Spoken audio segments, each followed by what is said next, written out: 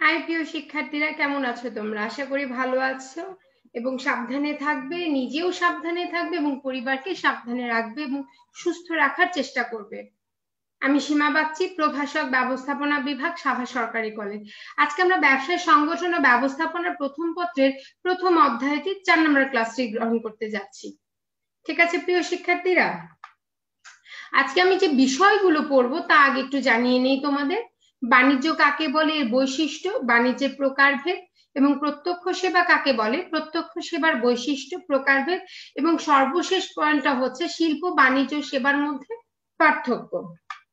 বাণিজ্য কাকে বলে, আমরা একটা বিষয় আগে জেনে নেই। বাণিজ্যের প্রথম স্টেপটা কি? আসলে বাণিজ্যের আগের যে স্টেপ সেটাকে আমরা বলি শিল্প। শিল্পের মাধ্যমে কি হয়? কাঁচামালগুলো রূপগত উপযোগ মাধ্যমে রূপগত উপযোগ সৃষ্টির মাধ্যমে আমাদের একটা পণ্যে পরিণত হয়।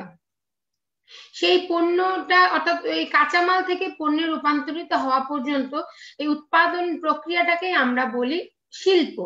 এই উৎপাদিত পণ্য প্রকৃত ভোক্তার কাছে পৌঁছানো পর্যন্ত বা প্রকৃত ভোক্তার কাছে যাওয়া পর্যন্ত যে ধরনের কাজ করা হয়, যত ধরনের কাজ করা হয়, তার সমষ্টিকেই আমরা বলি বাণিজ্য। দেখো, শিল্পে উৎপাদিত পণ্য প্রকৃত ভোক্তারি বা ব্যবহারকারীদের নিকট প্রেরণের ক্ষেত্রে সম্পাদিত কার্য সমষ্টিকেই বাণিজ্য বলি। এবং বাণিজ্য হলো কিন্তু ব্যবসার বন্টনকারী শাখা। ঠিক আছে, তাহলে বাণিজ্যের বৈশিষ্ট্যগুলো আমরা একটু দেখি। যে বন্টনকারী শাখা, অর্থাৎ এখানে অনেকগুলো পক্ষ থাকে যারা ক্রয় বিক্রয়ের মাধ্যমে কি করছে, পণ্যগুলোকে বিভিন্ন জায়গায় ছড়িয়ে দিচ্ছে, বন্টন করে দিচ্ছে এবং যেটা এক পর্যায়ে গিয়ে চূড়ান্ত ভোক্তার কাছে পৌঁছাচ্ছে।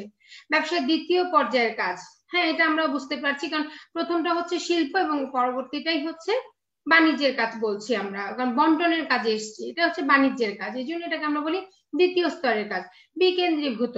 দেখো, যেহেতু আমরা বলছি যে কারখানা একটা কেন্দ্রে একটা জায়গা স্থির থাকতো, সেই জন্য এখানে কেন্দ্রীভূত কাজগুলো সম্পাদিত হতো। কিন্তু বাণিজ্য কিন্তু তেমন নয়, বাণিজ্য হচ্ছে অনেকগুলো পক্ষ বিভিন্ন জায়গায় থেকে কাজ করছে, আর সেই জন্য এটা হচ্ছে বিকেন্দ্রীভূত কাজ।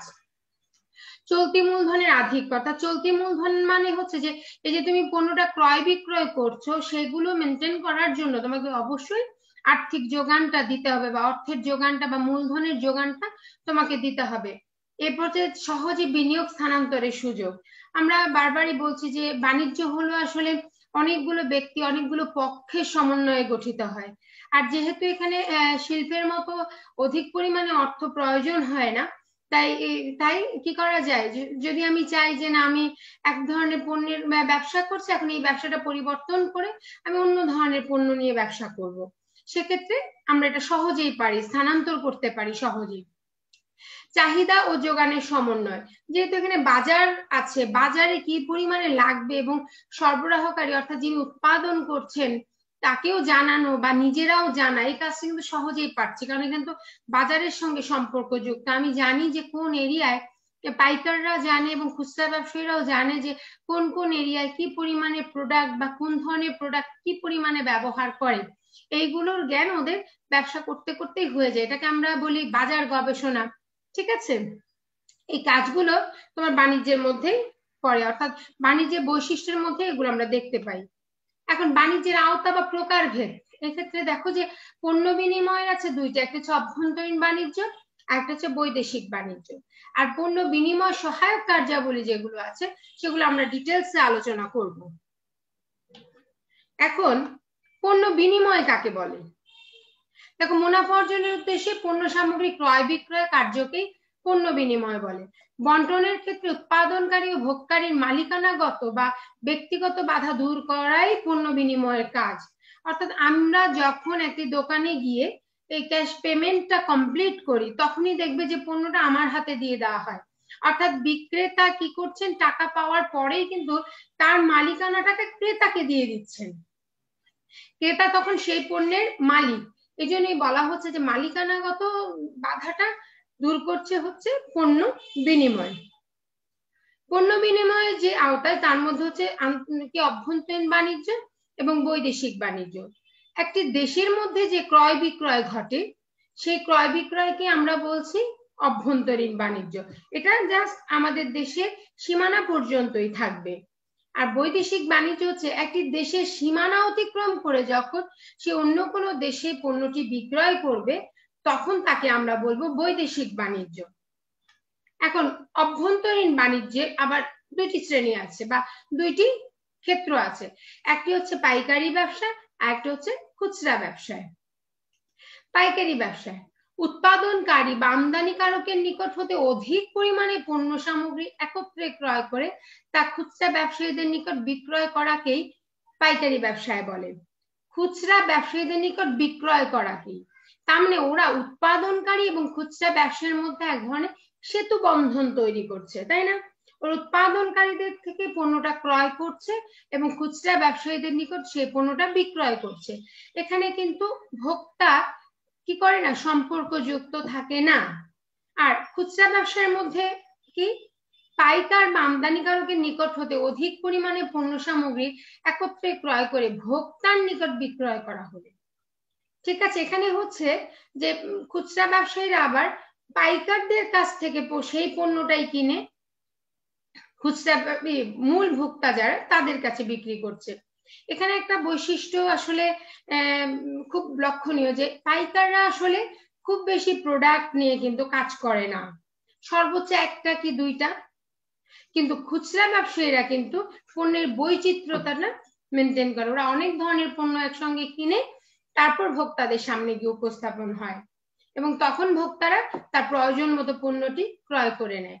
অর্থাৎ তাহলে আমরা একটা লিঙ্ক দেখতে পাচ্ছি যে উৎপাদনকারীর কাছ থেকে পণ্য ক্রয় করে পাইকাররা নিয়ে যাচ্ছে, পাইকারদের কাছ থেকে পণ্য ক্রয় করে খুচরা ব্যবসায়ীরা নিয়ে যাচ্ছে, আর খুচরা ব্যবসায়ীর কাছ থেকে চূড়ান্ত ভোক্তা পণ্যটি গ্রহণ করছে। ঠিক আছে, এই জন্য এটাকে বলা হয় আসলে বন্টনকারী শাখা। ঠিক আছে প্রিয় শিক্ষার্থীরা, আশা করি তোমরা বুঝতে পেরেছো। এখন বৈদেশিক বাণিজ্য আবার তিন ধরনের। বৈদেশিক বাণিজ্যের মধ্যে আমরা কি পাই? আমদানি, রপ্তানি, পুনঃরপ্তানি। আমদানি, বিদেশ হতে পণ্য সামগ্রী ক্রয় করে আনাকেই বলা হয় আমদানি। ঠিক আছে, যাকে আমরা বলি ইম্পোর্ট। দেখো আমি একটা চিত্রের মধ্যে দেখিয়েছি যে অর্থাৎ আমার দেশে যখন প্রবেশ করে পণ্যটি অন্য দেশ থেকে তাকে আমরা বলি আমদানি, আর আমার দেশ থেকে যখন অন্য দেশে পণ্যটি চলে যাচ্ছে বা বিক্রয় কার্যটি সম্পাদিত হচ্ছে তাকেই আমরা বলি রপ্তানি। আর পুনঃরপ্তানি, বিদেশ হতে পণ্য সামগ্রী আমদানি করে তা পুনরায় অন্য দেশে রপ্তানি করা হলে তাকে বলা হয় পুনঃরপ্তানি।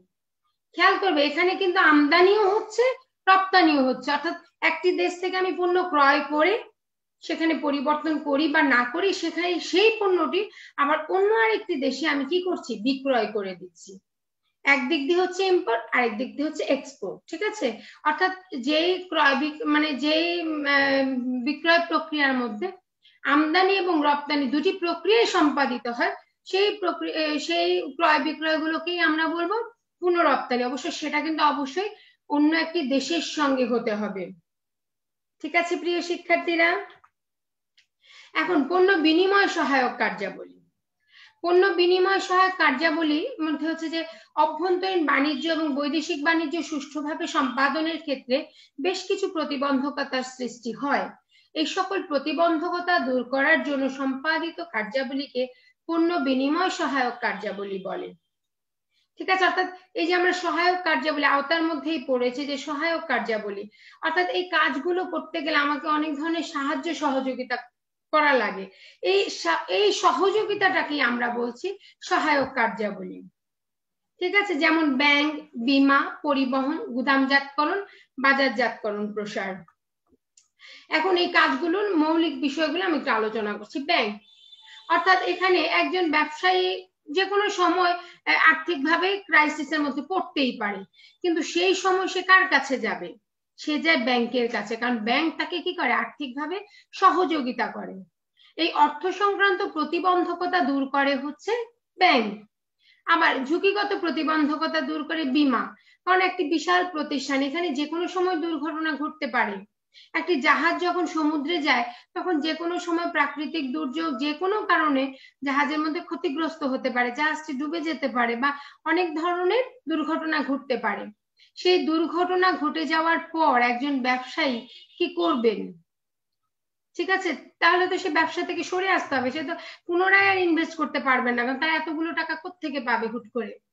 সেই জন্য সেই ব্যবসায়ী যেন পুনরায় আবার তার বিজনেসটা শুরু করতে পারে, সেই জন্যই আছে বীমা। অর্থাৎ এই যে ঝুঁকি, এই যে মানে তোমার দুর্ঘটনার জন্য যে ঝুঁকিটা হচ্ছে বা যে কারণে যে ঝুঁকির মধ্যে তারা পড়ছে, সেটাকে অর্থের বিনিময় বীমা কোম্পানির ঘাড়ে চাপিয়ে দেওয়া, যে কোনো ধরনের ঘটনা ঘটলে আমাকে কিন্তু আর্থিকভাবে সহযোগিতা করতে হবে, বা আমাকে পুনরায় আমি যেন আবার কাজটা শুরু করতে পারি সেই পরিমাণে আমাকে সহযোগিতা করতে হবে।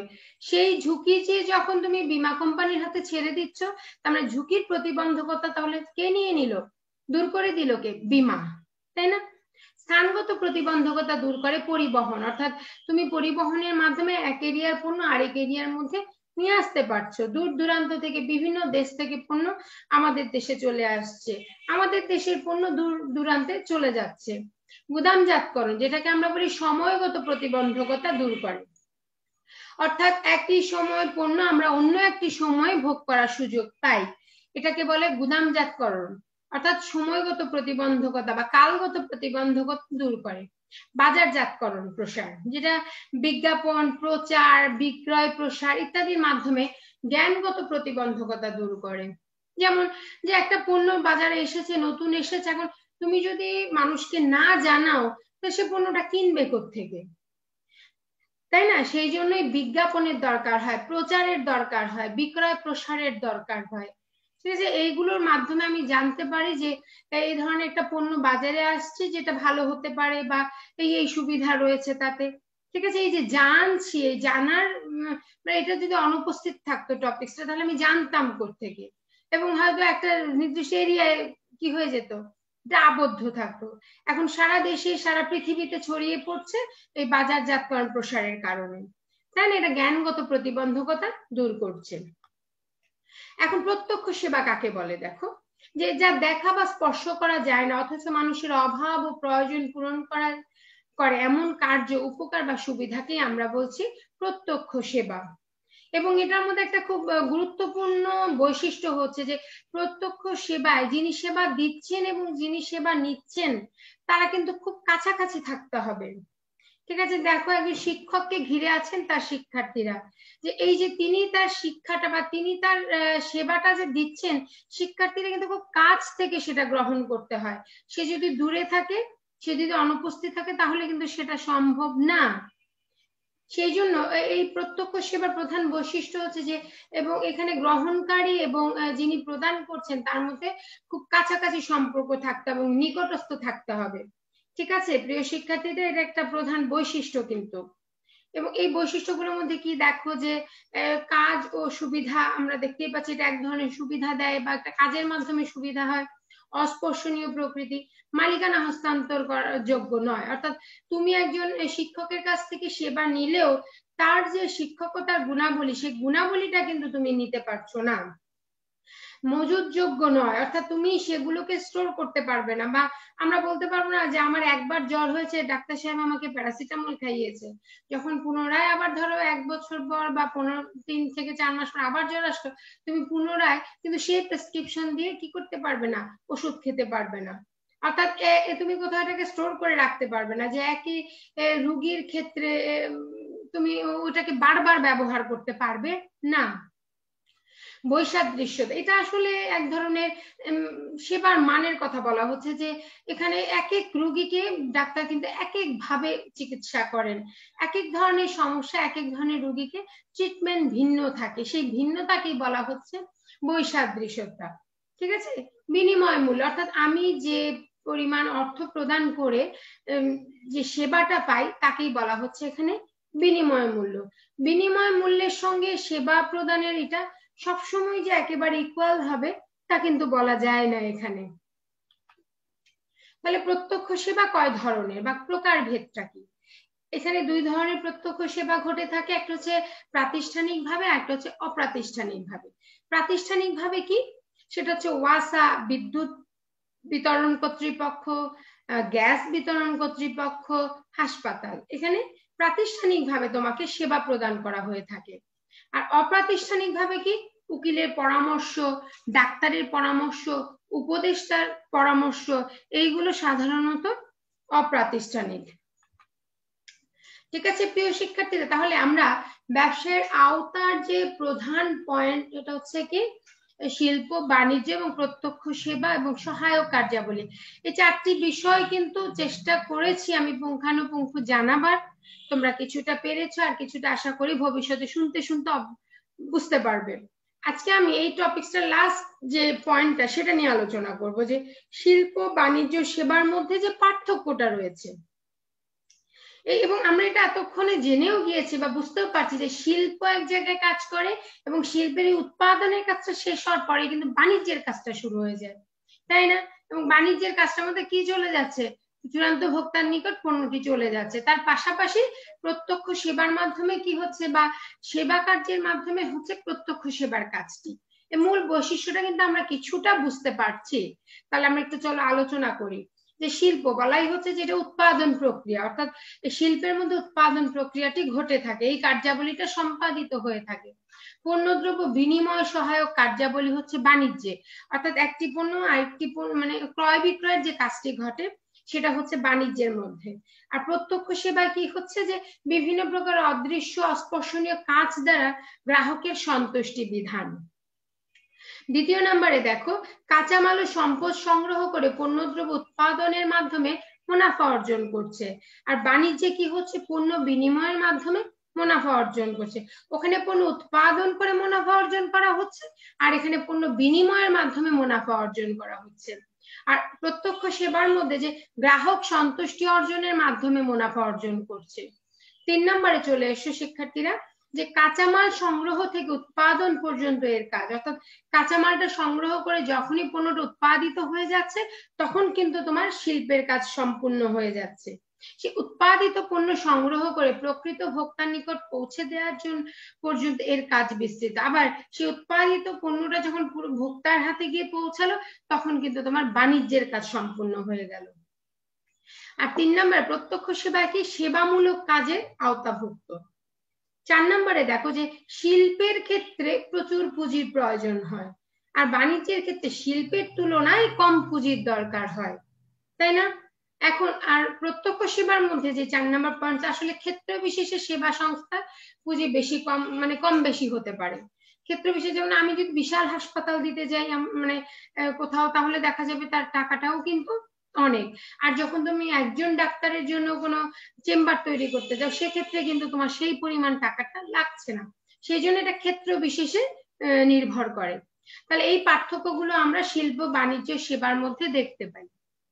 তাহলে আজকে এই পর্যন্তই থাক, আর একটু তোমরা একটু বারবার শুনবে, আর যা করবে সেটা হচ্ছে খাতায় একটু লিখে রাখো, কারণ এগুলো যখন আমি সৃজনশীল প্রশ্ন দিয়ে ক্লাস সাজাবো তখন তোমার সামনে যদি এগুলো থাকে তাহলে আমার আলোচনাগুলো তুমি আরো সহজে বুঝতে পারবে এবং সৃজনশীল প্রশ্নগুলোর সঙ্গে তুমি তাড়াতাড়ি অভ্যস্ত হতে পারবে।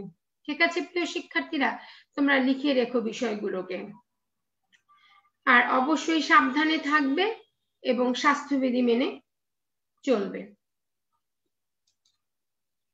বাই।